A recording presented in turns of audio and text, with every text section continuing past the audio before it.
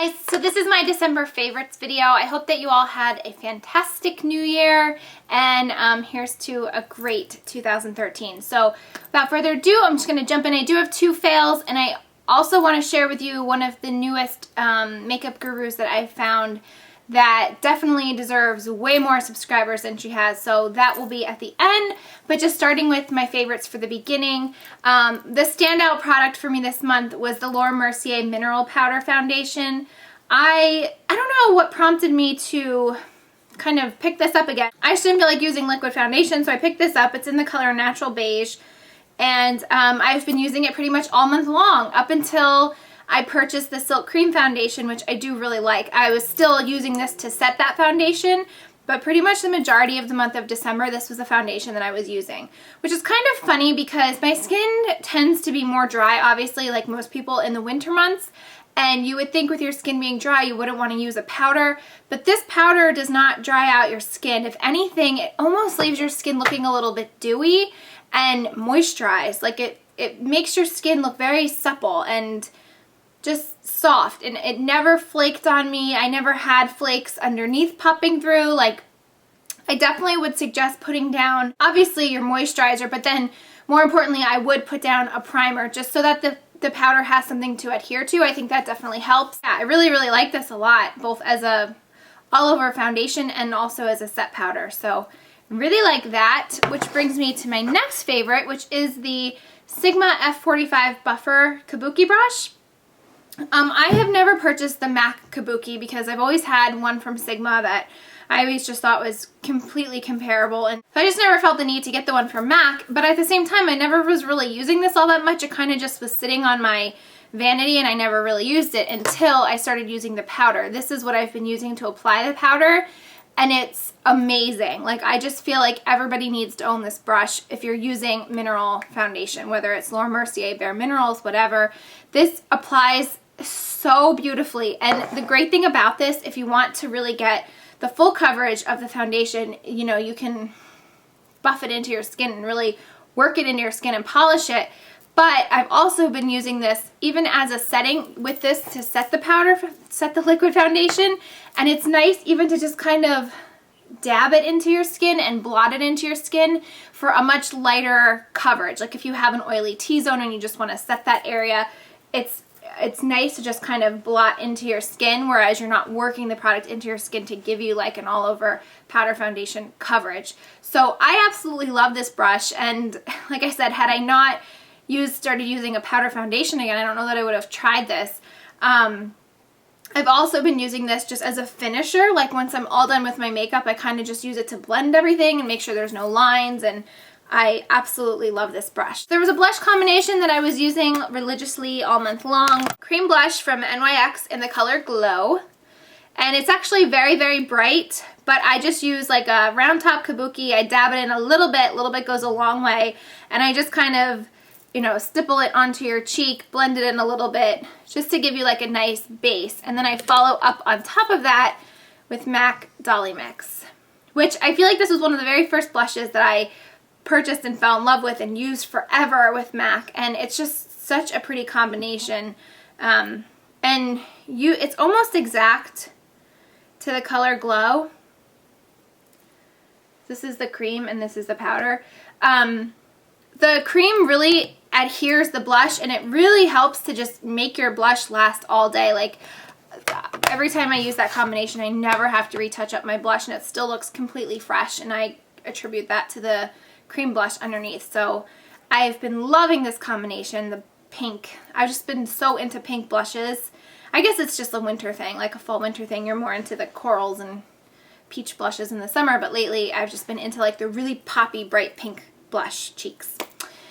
Also, a product that I rediscovered this month is the Bare Minerals Well Rested, I don't know if you'd want to call it a concealer powder. It's more like I use it to set my concealer under my eye.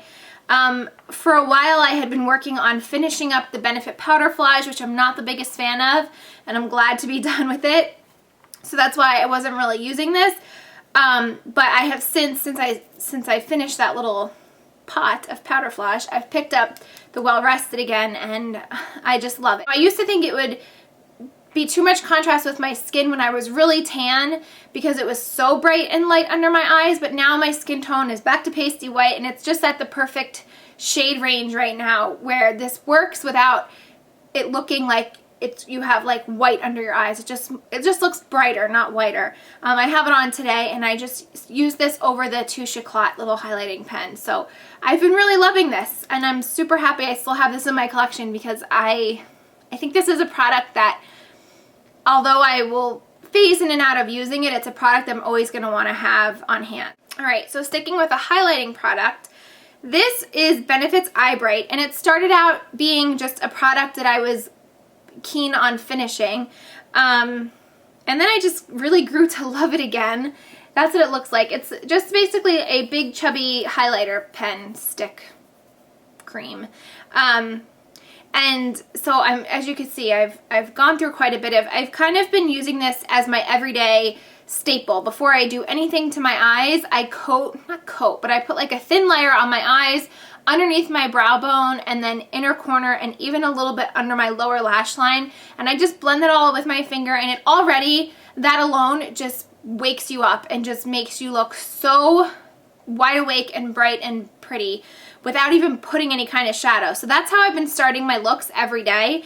And then if I want to keep my eyes bright, I just might cover it with Brulee and do something in the crease, or I would just go about my eyeshadow however I'm going to do it that day. Even if I want to put a brown color, this just really helps to brighten your eyes and cancel out any discoloration that you may have, and then you can go in and finish up your look. So I really like that, and even on the days that I didn't want to use this all over my lid, I've still been getting into the habit of using it underneath my brows and then in my inner corner.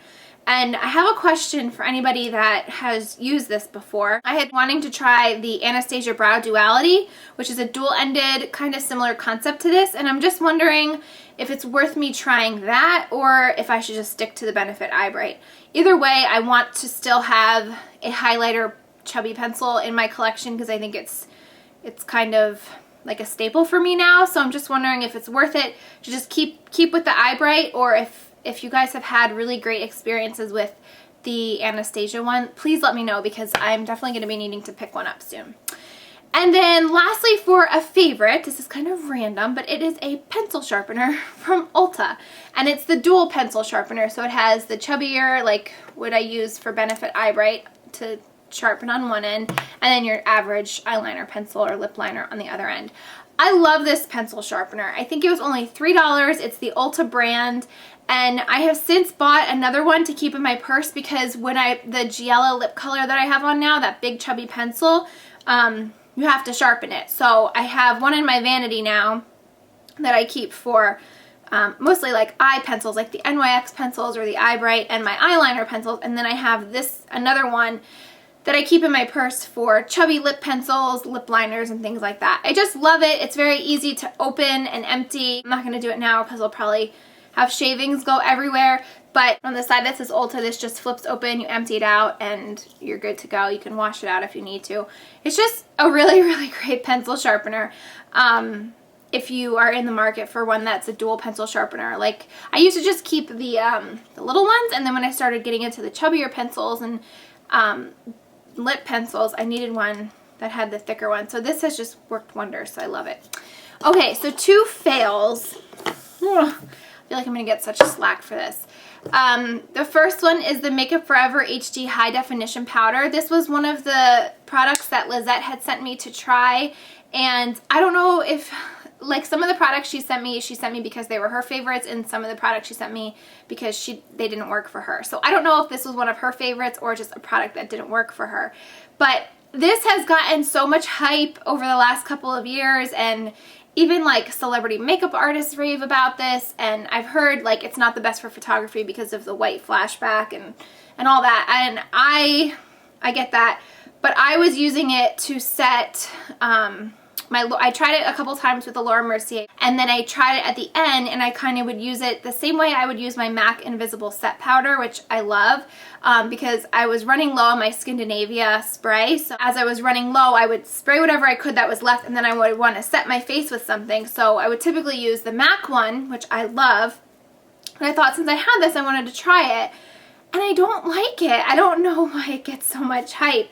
I feel like it literally, obviously it's a silicone, has silica in it, so it's incredibly like smooth, but I feel like it just slips right off my face. Like I feel like I put it on my brush and I pat it on my face, and then like you literally have to pat it on your face, because if you buff and rub, I feel like it just slips right off your face. I don't feel like it is absorbent or that it sets my makeup and holds it in place. I really literally I just really feel that you put it on and it comes right off. Like I don't feel like it keeps everything in place. It's such a slippery product. So I don't know, maybe for like if you have oily T-zones and you want to keep this in your bag to touch up throughout the day, but I would much prefer using a product like MAC Invisible Set Powder, which has always been a favorite of mine, to set my whole face once in the morning and not have to worry about it throughout the rest of the day. So, sorry. I just don't really like this powder. And then the other product is the Yes to Blueberries Brightening Eye Roller. I bought this a little while ago and I forgot that I had it, and then I found it in my bathroom drawer, started using it again, and for some reason, I don't know if I just got a faulty one or if this is really how the product is, so if anybody has it, you'll have to let me know. The little ball, like the roller ball, doesn't move. Like you really have to almost like force it, like push on it to move it. And then once it starts moving, you get a little bit of product out, but it barely feels like anything, and then it clogs up again and gets stuck. So I wanted to tell you guys about this, and after this video I'm throwing this in the garbage because it's a complete frustrating waste of my time and product, and for the couple of times that I've gotten to use this where I could get product out of it, the product didn't really wow me. Like I didn't feel like it. I was kind of wanting it to leave like a cooling sensation under my eyes, like a refreshing. I was using it under my eye cream and I didn't get that feeling at all, but it's just really frustrating. Like you rub it all over and the ball just doesn't move. So like I said, I don't know if I got a faulty product or if it's just this is how it is, but I opted for this one because it's a natural product and it doesn't contain parabens, to try to keep away from my eyes. So kind of a bummer, but nonetheless I wanted to let you know about it, so if anybody else was in the market, just a forewarning. And that is it for products. So as for the beauty guru that I have discovered, and thanks to one of a video response that she left on my videos, her name is Erika.